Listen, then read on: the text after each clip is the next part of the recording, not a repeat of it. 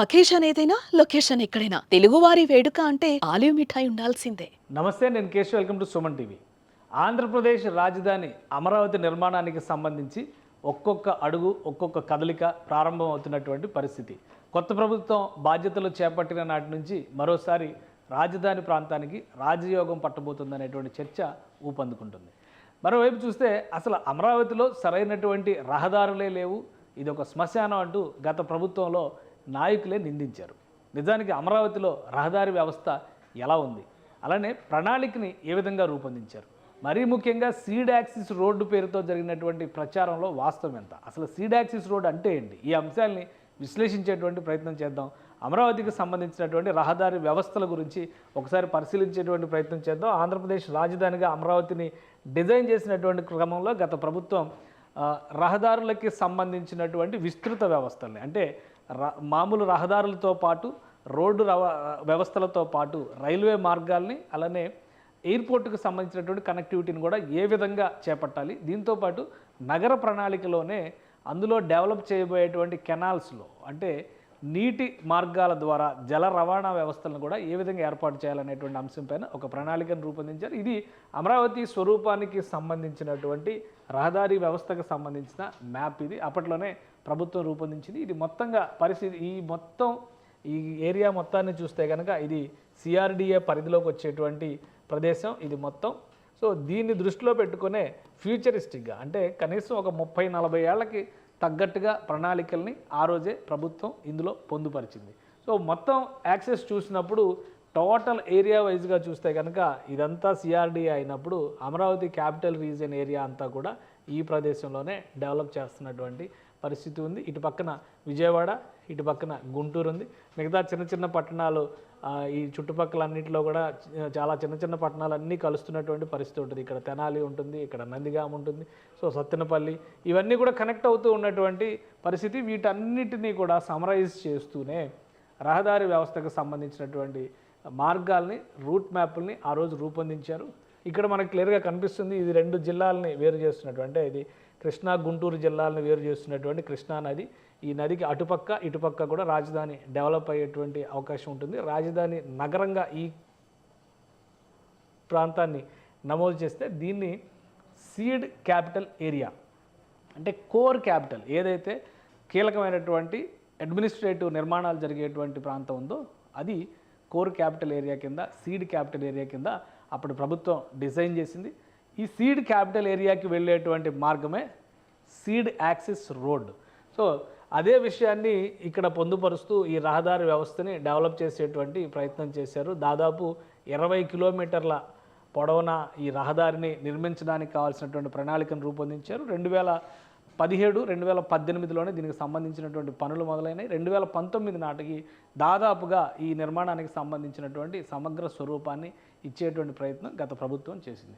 So ఇందులో ఒక clarity ఉంది, కానీ మరికొన్ని అంశాలను కూడా మనం డిస్కస్ చేయాల్సినటువంటి పరిస్థితి ఉంది. ఓవరాల్గా రహదారి వ్యవస్థలను మాత్రమే మనం చూసినప్పుడు హైదరాబాద్లో ఔటర్ రింగ్ రోడ్డు ప్రణాళికని చాలామంది పరిశీలించినటువంటి సందర్భాలు ఉన్నాయి. సో ఔటర్ రింగ్ రోడ్ని దృష్టిలో ఉంచుకొని ఒక 50 ఏళ్ల అవసరాలకు తగ్గట్టుగా ఏ విధంగా ఈ రహదారులు నిర్మించాలి అనేటువంటి ప్రయత్నంలో భాగంగానే ఈ ప్రణాళికను తయారు చేశారు. సీడ్ క్యాపిటల్, అంటే క్యాపిటల్ ఏరియాకి సంబంధించి విజయవాడ నగరం ఇక్కడ వస్తుంది, మంగళగిరి పట్టణం ఇక్కడ వస్తుంది, వీటన్నిటినీ కవర్ చేసే విధంగా ఇన్నర్ రింగ్ రోడ్ అనేటువంటి ఒక ప్రణాళికని ఆనాటి ప్రభుత్వం రూపొందించింది. ఐఆర్ఆర్, దీనిపైన కూడా ల్యాండ్లు అలాట్మెంట్లో కుంభకోణం జరిగింది అనేటువంటిది గత ప్రభుత్వం, అంటే జగన్మోహన్ రెడ్డి ప్రభుత్వం ఆరోపించింది. సో ఇక్కడ ఈ ప్రాంతాన్ని చూస్తే మంగళగిరి ప్రాంతానికి సంబంధించి దాదాపుగా సీడ్ యాక్సిస్ రోడ్ నిర్మాణం జరిగేటువంటి ప్రదేశం ఈ ప్రదేశం, అంటే విజయవాడకి కనెక్టివిటీ కూడా ఇటు నుంచే వస్తుంది. మొత్తంగా చూస్తే 20 కిలోమీటర్ల రహదారిలో 18 కిలోమీటర్ల సీడ్ యాక్సిస్ రోడ్డు పూర్తయినటువంటి పరిస్థితి. అది కూడా 8 వరుసల రహదారి. 8 వరుసల రహదారి అంటే ఆ రహదారి మొన్నటి వరకు శ్మశాన వైరాగ్యం ప్రకటించినటువంటి సందర్భం చూసాం. ఇప్పుడు ఆ దృశ్యాలు కనుక చూస్తే మొత్తం కూడా సెంట్రల్ లైటింగ్తో సెంటర్ పొజిషన్లో 2 వరుసల రహదారి, అటువైపు ఒక 2 వరుసల రహదారి, ఇటువైపు ఒక 2 వరుసల రహదారితో దాదాపు 6 వరుసల రహదారిని డెవలప్ చేశారు. మరొక 2 వరుసల రహదారిని కూడా డెవలప్ చేయడానికి కావాల్సినటువంటి భూభాగాన్ని సేకరించి పెట్టినటువంటి పరిస్థితి. సో మొత్తంగా ప్రాజెక్టు పూర్తయ్యేసరికి ఇంకొక సంవత్సరం పాటు కష్టపడితే పూర్తి అయిపోయేటువంటి ప్రాజెక్టు. కానీ అప్పుడు ప్రభుత్వం మారిపోవడం వలన ఆ వ్యవస్థలన్నీ కూడా మారిపోయినటువంటి పరిస్థితి. ఒకసారి ఈ మొత్తంలో అంతర్గత రహదారి అంటే అంతర్వలయ రహదారి, ఇన్నర్ రింగ్ రోడ్డు, బహిర్గత రహదారి అంటే ఔటర్ రింగ్ రోడ్, ఈ రెండింటి ప్రణాళికలు ఏ విధంగా ఉన్నాయి, అప్పుడు ప్రభుత్వం ఏ విధంగా నోటిఫై చేసిందో కూడా మనం చూద్దాం. మొత్తం సిఆర్డిఏ రీజియన్ పరిధిలో ఎటువంటి యాక్టివిటీని టేకప్ చేయొచ్చు అనే దాని మీద ఒక క్లియర్ మ్యాప్ అప్పుడే ప్రభుత్వం ప్రకటించింది. ఇది ఓవరాల్గా సిఆర్డిఏకి సంబంధించినటువంటి మ్యాప్ అయితే దీనిలో ఉన్నటువంటి జోన్స్ 9 జోన్స్గా అప్పుడు ప్రభుత్వం విడగొట్టింది. ఆ 9 జోన్లకి సంబంధించి కూడా వ్యవసాయానికి ఎక్కడెక్కడ సురక్షితమైనటువంటి ఏర్పాట్లు చేయాలి, రెసిడెన్షియల్ ఏరియాని ఎక్కడ డెవలప్ చేయాలి, అలానే కమర్షియల్ ఏరియాలు ఎక్కడ డెవలప్ చేయాలి, వీటన్నిటికీ సంబంధించినటువంటి సమాచారాన్ని కూడా అప్పుడే పొందుపరిచారు. సో చుట్టుపక్కల ఉన్నటువంటి దాదాపు ఒక 27 పట్టణాలని కనెక్ట్ చేసే విధంగా అమరావతిని ఆనుకుని ఈ ప్రాంతం అంతా కూడా అభివృద్ధి చెందే విధంగా చేసినటువంటి బృహత్తర ప్రణాళిక ఇది.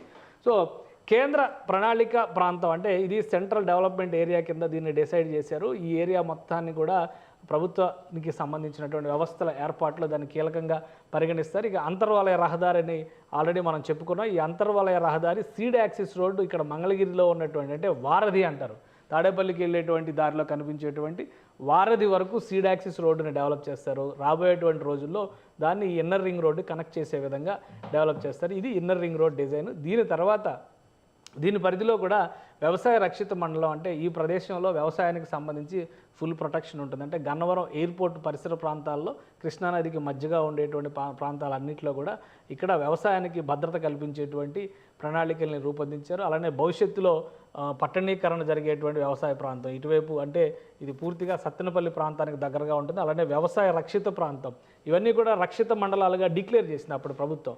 సో అక్కడ విచ్చలవిడిగా భూములు కొని కమర్షియల్ యాక్టివిటీస్ చేయకుండా ఉండేటువంటి ఉద్దేశంతోనే ఈ ప్రాంతాలన్నిటికీ కూడా ఒక భద్రతను కల్పించేటువంటి ప్రయత్నం చేసింది. అలానే కొండపల్లి రక్షిత అటవీ ప్రాంతం కూడా ఇక్కడే ఉంది. ఇందులో ఈ మొత్తం టోటల్ ఏరియాలో దాదాపు 20,000 ఎకరాల వరకు ఫారెస్ట్ ల్యాండ్స్ ఉన్నాయి. ఆ ఫారెస్ట్ ల్యాండ్ అన్నిటినీ కూడా ప్రొటెక్టెడ్ ఫారెస్ట్ ల్యాండ్స్ ఉన్నాయి. సో వాటిని యథావిధిగా ఎకాలజీ దెబ్బతినకుండా కాపాడే విధంగా అప్పుడు ఈ ప్రణాళికలో జాగ్రత్తలు తీసుకున్నారు. అలానే రోడ్ల నిర్మాణానికి సంబంధించి చర్చ వచ్చేటప్పుడు ఏంటంటే ఇటువైపు నుంచి కనెక్టివిటీ ఈ విధంగా NH అంటే NH45 అంటారు. NH45 పూర్తిగా మనకి డెవలప్మెంట్ ఆస్పెక్ట్లో చూస్తే NH45 కలకత్తా నుంచి చెన్నైకి కనెక్ట్ అయ్యేటువంటి మార్గం. సో ఇది కంప్లీట్గా విజయవాడ నగరంలోకి వెళ్ళేటువంటి మార్గం అయినటువంటి నేపథ్యంలో ఈ ఔటర్ రింగ్ రోడ్ని డెవలప్ చేయడం ద్వారా విజయవాడ నగరంలోకి క్యాపిటల్ రీజియన్లోకి హెవీ ట్రాఫిక్ రాకుండా ఉండే విధంగా ఇటు నుంచి గుంటూరు మీదుగా ఈ ఔటర్ రింగ్ రోడ్డు మీదుగా ఆ ప్రాంతాల నుంచి వెళ్ళిపోయే విధంగా, అలానే హైదరాబాద్ నుంచి వచ్చేటువంటి కనెక్టివిటీ ఈ ప్రదేశంలో నుంచి వచ్చేటువంటి కనెక్టివిటీని మళ్ళీ ఇక్కడ కూడా ఆ హైదరాబాద్కి వెళ్ళేటువంటి హైవే అంటే NH65 ఇటు NH45 45వ నంబర్ జాతీయ రహదారి అలానే 65వ నంబర్ జాతీయ రహదారి శివారు ప్రాంతాలకి కనెక్ట్ అయ్యే విధంగా క్యాపిటల్ రీజియన్కి హెవీ వెహికల్స్ ట్రాఫిక్ లేకుండా ఉండే విధంగా ఇంత పెద్ద రహదారి వ్యవస్థని ఆ రోజే రూపకల్పన చేశారు.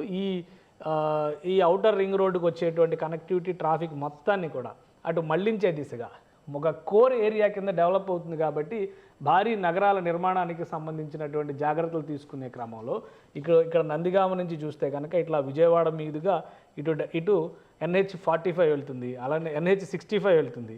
అలానే ఇటు గుంటూరు పరిసర ప్రాంతాల నుంచి చూస్తే కనుక NH65ని ఇట్లా తరలించేటువంటి ప్రయత్నం చేశారు. సో మొత్తం రహదారి వ్యవస్థకు సంబంధించి ఒక స్పష్టమైనటువంటి విధి విధానాలు రావాలంటే కనుక హైదరాబాద్లో ఎలా అయితే ఔటర్ రింగ్ రోడ్ లాంటి వ్యవస్థలను డెవలప్ చేసుకోవడం ద్వారా ఫ్యూచరిస్టిక్గా ఆలోచించారు. ఎందుకంటే హైదరాబాద్లో 15 ఏళ్ల క్రితం ఔటర్ రింగ్ రోడ్డు నిర్మాణం జరిగేటువంటి సమయంలో కూడా అంత పెద్ద రహదారుల అవసరం లేదనేటువంటి చర్చ జరిగింది. ఇప్పుడు ఔటర్ రింగ్ రోడ్డు కాకుండా రీజనల్ రింగ్ రోడ్డుకి వెళ్ళేటువంటి పరిస్థితి హైదరాబాద్ మహానగరానికి వచ్చింది. సుమన్ టీవీలో మీ పర్సనల్ అండ్ బిజినెస్ ప్రమోషన్స్ కోసం కింది నెంబర్కి కాంటాక్ట్ చేయండి.